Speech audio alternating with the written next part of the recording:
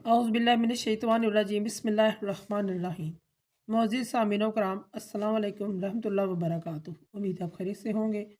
हमारा आज का मौज़ू है ख्वाब में मटर देखना खाना कैसा है। अल्लामा इब्न सीरी रहमतुल्लाह ने ख्वाब में और उसके मौसम में मटर देखने की खाने की मुख्तलिफ़ सूरतें बयान की हैं। हर सूरत की ताबीर अलग-अलग है। अगर आप इन ताबीरात को जानना चाहते हैं तो वीडियो को आखिर तक लाज़मी देखें। अगर आप चैनल पर नए हैं तो चैनल को सब्सक्राइब भी कर दें। शुक्रिया। अल्लामा इब्न सीरी रहमतुल्लाह ने ख्वाब में मटर को खाना देखना इसके मौसम में खैर व बरकत की अलामत होता है। माल में इजाफे की तरफ इशारा है। ख्वाब में मटर खाना देखना पकाना नेमत के असूल और रिज़्क़ की फरावानी बीमारी से शफा पाने की दलील होता है।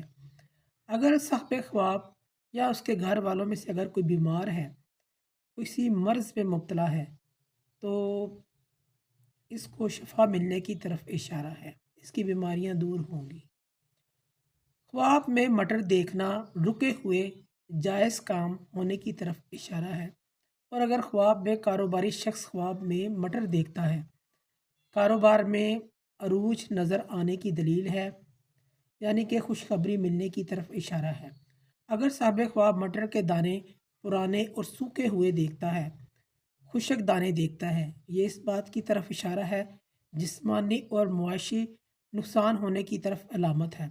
बीमारी लाहक होने, किसी मुसीबत में गिरफ्तार होने की अलामत होता है। ऐसा ख्वाब देखने वाले को सदका और खैरात करना चाहिए। ख्वाब में मटर सूखे हुए मुरझाए हुए देखना अरूज से ज़वाल की तरफ इशारा होता है।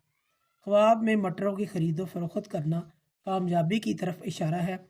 अगर अपनी ज़मीन पर मटर लगे हुए कोई ख्वाब में देखता है, रिज़्क़ हलाल की तरफ इशारा है। ख्वाब में मटर देखना माल जमा करने की भी अलामत होता है।